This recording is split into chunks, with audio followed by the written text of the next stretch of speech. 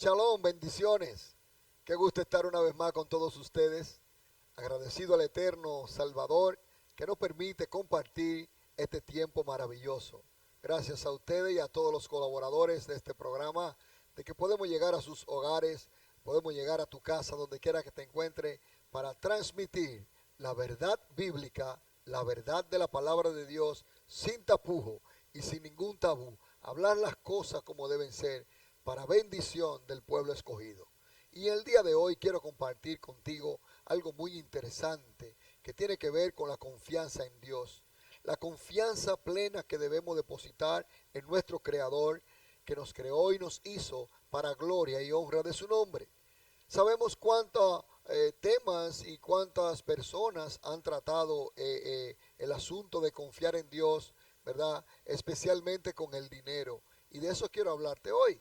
Quiero hacer una revisión bíblica para el concepto apropiado de que el dinero y Dios, podemos ver por qué nosotros tenemos, en sentido general, tenemos dificultades para hablar o tratar el tema del dinero. Pero déjame decirte, bíblicamente hablando, aprendemos y nos damos cuenta que el asunto de la finanza o la economía tiene que ver totalmente con un asunto de dependencia y de confianza en Dios. Nosotros aprendemos cómo vemos nuestro padre Abraham, que fue el primero, la primera parte, ¿verdad? Donde se menciona la parte del dinero, de ofrendar, de diezmar, de aportar. La encontramos en el libro de Génesis. Y lo encontramos con nuestro padre Abraham, primero, quien tuvo un encuentro maravilloso con un rey, que era el rey de Salem, el rey de paz, Melquisedec, un sacerdote del Dios Altísimo. Nos dice la Escritura que Abraham acababa de venir de tener una conquista y le había ganado una batalla a 5 reyes que se juntaron para pelear y él en contra de ellos. Abraham tuvo la victoria. Y cuando venía de camino, retornando con todos los bienes, con todo el dinero, el oro, la plata y todos los bienes que había conquistado y que había ganado en la batalla, en el caminar se encuentra con Melquisedec, rey de Salem, rey de Shalem, de paz. Y cuando dice la Escritura en el libro de Génesis, el capítulo 14, versículo 18 en adelante, que entonces Melquisedec, rey de Salem y sacerdote del Dios Altísimo, sacó pan y vino. El sacerdote, cuando se encuentra con Abraham, lo primero que hace es que prepara el pan y el vino, símbolo profético de Cristo, símbolo profético de la Santa Cena, símbolo profético de la Santa Comunión. Y saca pan y vino y bendice a Jehová, a Abraham, y le dice: bendito sea Abraham del Dios Altísimo, creador del cielo y de la tierra, y bendito sea el Dios Altísimo, que entregó tus enemigos en tus manos, y le dio a Abraham los diezmos de todo. Fíjese el contraste que vemos aquí en la Escritura. Melquisedec no le pidió diezmo a Abraham. Melquisedec no le pidió dinero a Abraham. Melquisedec no le dijo: te voy a bendecir para que tú me dé algo. No, no, no, no. Melquisedec hizo el trabajo sacerdotal, el trabajo espiritual, la bendición y la cobertura sacerdotal, ¿verdad? Y dice que, como le dije al principio, fíjese que produjo 2 elementos importantes de la espiritualidad y de la integración, de la integridad, de la comunión, pan y vino. Y entonces, al bendecir a Abraham, la respuesta de Abraham ante tal bendición fue la de diezmar. Hoy en día, muchas personas, a través de todos los medios sociales y de las redes, personas enemigas del progreso del pueblo de Dios, personas enemigas del avance de la iglesia, personas enemigas de la verdadera prosperidad, hablan en contra de algo que es tácito y claro a través de la Biblia. Y aquí vemos entonces que Abraham unos 430 años antes de la ley, diezmó. O sea, Abraham no diezmó porque había una ley que lo decía. Abraham no dio, ofrendó y diezmó y dio dinero porque había una ley que decía que tenía que hacerlo. No, ¿sabe por qué Abraham lo hizo? El primer elemento que tiene una persona que hace esto que Abraham hizo es el agradecimiento. Abraham estaba agradecido de Dios. Abraham estaba también reconociendo que la victoria que lo tuvo se la dio el Creador. Y el sacerdote Melquisedec se lo dijo. Abraham le dijo, Jehová fue que te dio la victoria. Y la respuesta inmediata de Abraham fue diezmar de todo lo que tenía. Sé que hay personas que esto le incomoda porque son personas que no son agradecidas. Entonces también junto del agradecimiento vemos el amor. Así que vemos que Abraham diezmó porque amaba a Dios y porque estaba agradecido de Dios. No hay otra cosa que fuera en la primera parte. Pero también vemos cómo nosotros seguimos viendo, por ejemplo, en Génesis capítulo 28, vemos cómo quien descubre también el conocimiento de la puerta a la prosperidad. Jacob había aprendido el ser agradecido a Jehová y había aprendido el dar a través de ver a su abuelo y a su papá diezmando. Y Jacob le pasó lo mismo. En Génesis, en el capítulo 28, versículo 17, nos dice que luego que Jacob tuvo un sueño y cuando despertó el sueño de la escalera, ¿verdad? Y dice, y tuvo miedo. Y él dijo, cuán terrible es este lugar. No es otra cosa que casa de Dios y puerta del cielo. Y dice que Jacob se levantó de mañana y tomó la piedra en la cual había puesto la de cabecera y la alzó por señal y derramó aceite sobre la piedra. Jacob, al despertar en la mañana, recordar el sueño, queda maravillado del poder de Dios, de la unción de Dios, de la gloria de Dios. Y dice que cuando se despierta, toma aceite y lo derrama encima de la piedra, la cual le sirvió de almohada. ¿Y qué significa ese aceite? Unción. Ese aceite es símbolo del Espíritu Santo. Ese aceite es símbolo también de el brillo, de brillar, de tener aceite. Aleluya. Y cuando unta el aceite en la piedra, sigue más adelante y dice, y llamó el nombre de aquel lugar Betel. El nombre de la ciudad se llamaba Luz en un principio. E hizo Jacob voto.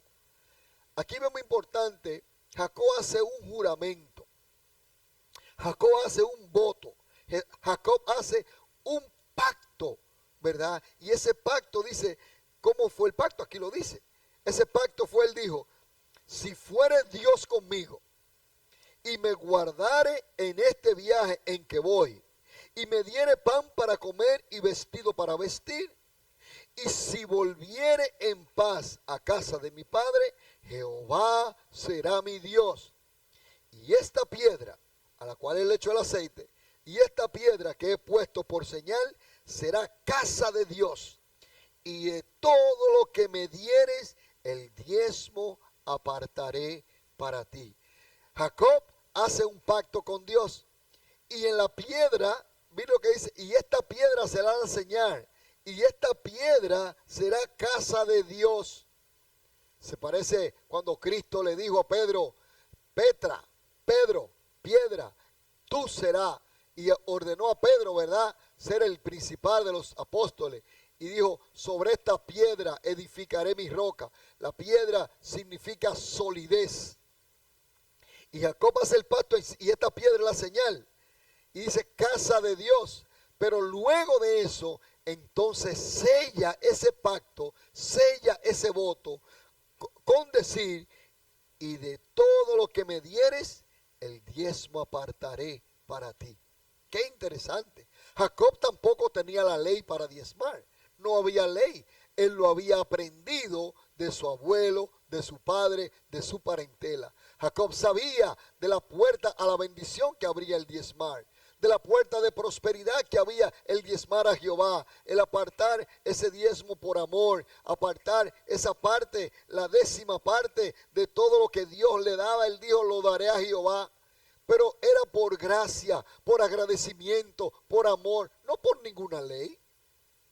como tanta gente han querido torcer este principio. Pero luego vemos también entonces cómo en el libro del profeta Malaquías, en el capítulo 10, ¿verdad? También vemos el mismo principio, pero es que esto es fuerte, porque Dios le había llamado ladrones al pueblo de Israel, porque estaban teniendo el culto, estaban teniendo la adoración, estaban todos muy religiosos, todo estaba muy bonito, pero estaban robándole a Dios lo que le tocaba, el dinero para el ministerio, para la casa de Dios, para cuidar el ministerio, para cuidar todo lo que había que hacer, el embellecimiento del templo, para cuidar a los más necesitados, para darle a los más pobres que salían desde el sacerdocio hacia los demás, para que hubiera alimento en la casa. Estaban robándole a Dios y le preguntaron a Dios inclusive, ¿en qué te hemos robado? Y la respuesta de Jehová a los ladrones fue en las ofrendas y en los diezmos. Mire qué tremendo. Y por eso el libro de Malaquías en el capítulo 3, en el versículo 10 en adelante dice, traed todos los diezmos al alfolí y haya alimento en mi casa. Aleluya. Y haya alimento en mi casa, alimento físico y alimento espiritual. Porque estaba ordenado de que los levitas, o sea, los que estaban encargados de la dedicación al servicio a Dios, el sacerdocio, el pastorado, el apostolado, estaba marcado de lo que estaban dedicados a vivir y a trabajar en la obra de Dios, a servir en la casa de Dios, a estar cuidando la casa de Dios, entregado para servir en la espiritualidad al pueblo de Dios. La ordenanza que ellos tenían era de recibir del pueblo los diezmos y las ofrendas. Y por eso el libro de Malaquías entonces dice, traed todos los diezmos al alfolí y hay alimento en mi casa. Y Jehová dice, el único sitio donde la Biblia dice esta parte, y probadme en esto, dice Jehová, pónganme a prueba. Es el único lugar donde Dios mismo dice que lo pongamos a prueba, ¿verdad? Dice Jehová de los ejércitos, si no os abriré las ventanas de los cielos y derramaré sobre ustedes bendición hasta que sobreabunde. Pero hay algo más, Dios se compromete a algo y le dice, reprenderé también por ustedes al devorador. Fíjese qué interesante. Dios le está, esto abre los ojos del entendimiento en cuanto a la puerta a la prosperidad y en cuanto a la puerta financiera, económica del pueblo de Dios. Y Dios le dice, abriré las ventanas de los cielos. Eso quiere decir, aleluya, abriré la abundancia, desataré abundancia.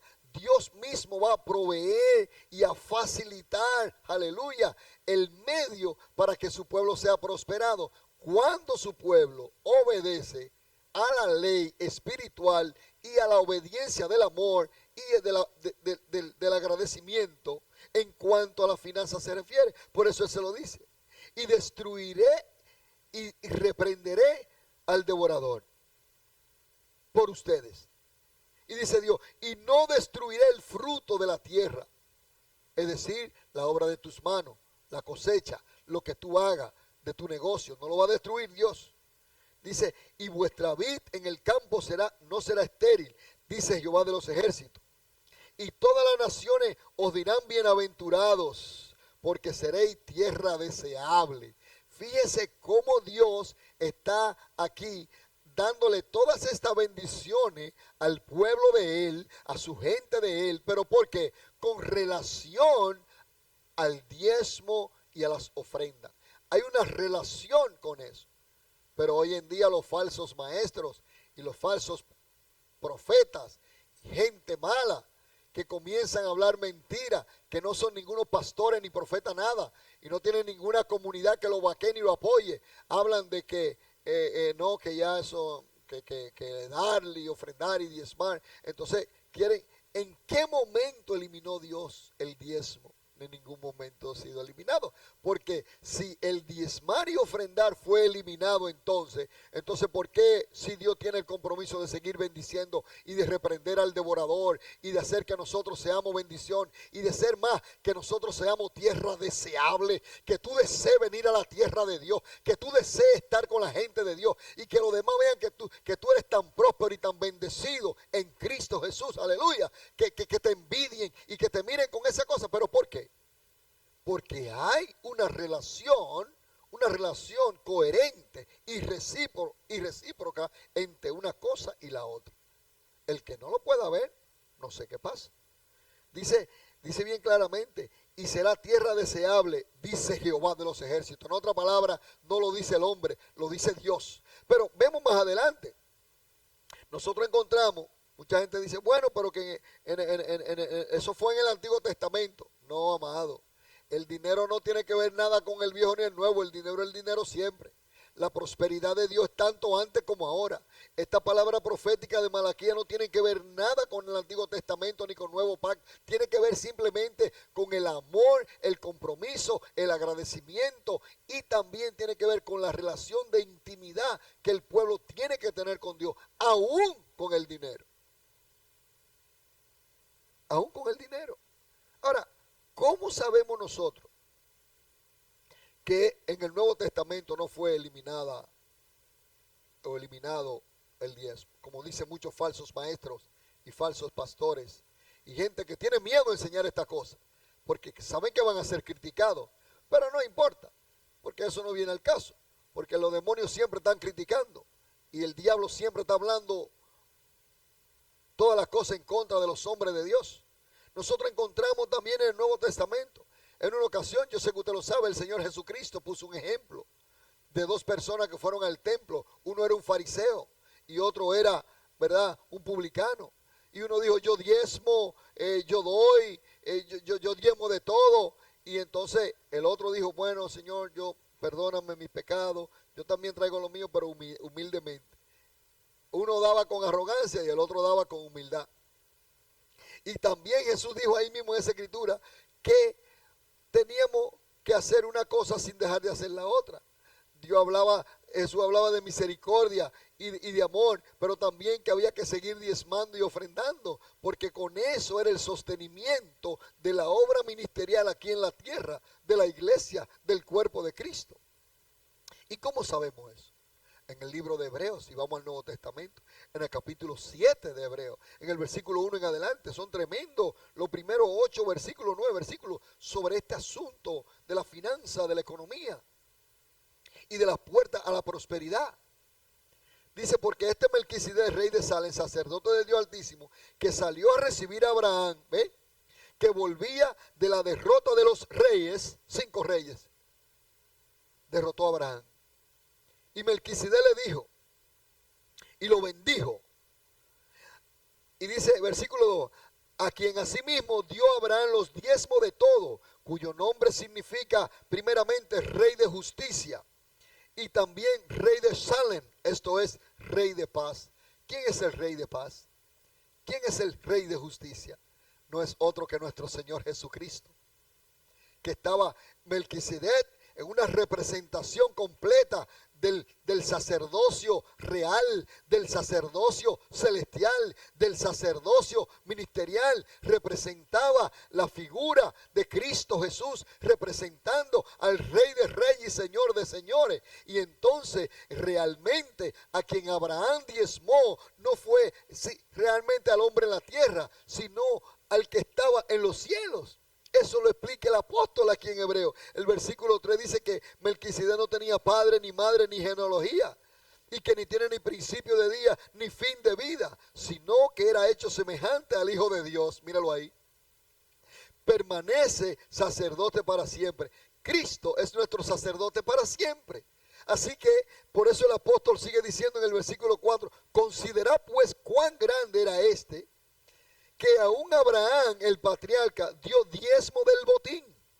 Ciertamente, los que entre los hijos de Leví reciben el sacerdocio, tienen el mandamiento de tomar del pueblo los diezmos según la ley, Y aquí viene entonces cuando se ordenó el sacerdocio, cuando se ordenaron las cosas en la casa de Dios. Entonces ahí entró la ley para certificar lo que Abraham había hecho sin la ley, para certificar lo que Isaac había hecho sin la ley, para certificar lo que Jacob había hecho sin la ley. Ahora se da la ley y se legaliza el diezmo. Y al legalizarse el diezmo, entonces los levitas, ¿verdad? Los sacerdotes, los que están dedicados y tienen vocación sacerdotal, vocación de entrega, de servir a Dios día y noche y a la familia y al pueblo de Dios, entonces tenían el derecho legal de recibir los diezmos. Versículo 5 dice, pero aquel cuya genealogía no es contada entre ellos, tomó de Abraham los diezmos y bendijo al que tenía las promesas. Y sin discusión alguna, el menor es bendecido por el mayor. Melquisedec representa algo mayor que Abraham. Abraham tenía la promesa. Abraham tenía la promesa, capítulo 12, Dios le dijo, y te haré rico y te multiplicaré. Y Abraham era riquísimo. Pero ¿sabe quién lo bendijo? Con todo y que era rico, con todo y que era multimillonario, con todo y eso, le faltaba la bendición espiritual, le faltaba la bendición sacerdotal. Y eso fue lo que hizo Melquisedec. Por eso dice aquí que el menor es bendecido por el mayor. En jerarquía espiritual, en jerarquía de autoridad y de dominio de atmósfera espiritual, Melquisedec era más poderoso que Abraham. Qué tremendo. Por eso dice aquí, mire, note que el padre de la fe diezmó a Melquisedec. Y dice, y sin discusión alguna, eso no se discute. El mayor bendice al menor. El versículo 8 dice, y ciertamente reciben los diezmos hombres mortales. Aquí y aquí ciertamente, aquí en la tierra, reciben, presente continuo. Y aquí reciben, no que recibían, como los falsos maestros quieren enseñarle al pueblo para robarle la bendición a la gente de recibir de parte de Dios prosperidad. Falsos maestros, falsos predicadores, engañadores que quieren tener el pueblo sumergido en la miseria y no le enseñan la verdad de Dios. Fíjense lo que dice el versículo 8. Y aquí en la tierra ciertamente reciben los diezmos hombres mortales. Los hombres mortales que estamos al frente de verdad, que estamos trabajando en el pastorado, en la comunidad, en la familia, entregados al servicio de Dios, a la consagración del servicio. Dice la Biblia que tenemos el derecho y tenemos la autoridad de que el pueblo diezme. Pastor, usted anda buscando dinero. Pastor, usted lo que quiere, no. A mí Dios siempre me ha suplido con y sin. Y déjame decirte, esto no es asunto de dinero, esto es un asunto de confianza. No tiene que ver nada con el dinero, tiene que ver con la confianza depositada en Dios. Por eso dice entonces, pero allí, representando al cielo, representando al trono de la gracia, representando donde está Jehová, pero allí uno recibe los diezmos de quien se da testimonio de que vive. O sea, fíjese qué tremendo. El reflejo, la comparación, cuando diezmamos aquí en la tierra y se deposita el dinero que usted deposita para participar, para cooperar, para contribuir, para estar, ¿verdad?, alineado a la palabra aquí en la tierra. Sin embargo, ese diezmo, esa ofrenda, esa contribución que usted deposita, quien la recibe realmente es en el cielo Cristo Jesús. Pero ¿qué ocurre con eso? Para eso tiene que haber un corazón que ame a Dios. Para eso tiene que haber un corazón que confíe en Dios plenamente. No un corazón mezquino, no un corazón miserable, no un corazón tacaño, sino un corazón agradable a Dios, agradecido de Dios. Porque déjame decirte, tú sabes cuando Dios te está prosperando. ¿Sabe lo que dijo Jacob? Jacob dijo, si Dios me da comida, si Dios me da ropa, si Dios me cuida, si Dios me protege y si Dios me trae en paz, de todo lo que me dé voy a diezmar. Ahora, la pregunta la podemos hacer nosotros también. ¿Cuántas veces tú has dicho, Dios es que me da alimento, Dios es que me da ropa, Dios que cuida a mis hijos, Dios es que cuida mi casa, Dios es que cuida mi negocio. Ahora la pregunta entonces, ¿estás diezmando? ¿Estás tú ofrendando? ¿Estás tú siendo parte íntegra del avance de la iglesia y de la promoción de la iglesia y del avance del evangelio? Es una pregunta interesante para que revisen tu corazón. Y fíjense que aquí en ningún momento vemos que Cristo, en ningún momento Jesucristo suspendió el dar ni el diezmar. En ningún momento no hay un versículo bíblico en la Biblia que diga que los diezmos se pararon, ni que la ofrenda se detuvo ni se paró. En ningún momento, ni en el Antiguo ni en el Nuevo. ¿Y por qué falsos maestros inventan eso? ¿Y por qué falso maestro dice que el diezmo era para la ley? Cuando el diezmo no tiene que ver nada con ley. Se daba 430 años antes de la ley y siempre se dio. Y después de la ley en la gracia también, porque nunca se detuvo. Y nunca Cristo en ningún lado dice que no se haría. Pero los falsos maestros, los falsos pastores, los falsos engañadores que quieren que la iglesia se cierre, que quieren que los pastores estén mendigando y que los pastores estén pasando hambre y que los pastores estén, usted sabe lo que uno ve, pastores de que pidiendo, no, mire, poca vergüenza. Pero no, el pueblo ungido, el pueblo que tiene entendimiento, el pueblo que tiene sabiduría de Dios, el pueblo que entiende las escrituras, pero sobre todo los que confían plenamente en Jehová, obedecerán la ley y obedecerán la gracia y obedecerán el agradecimiento y el amor hacia la prosperidad.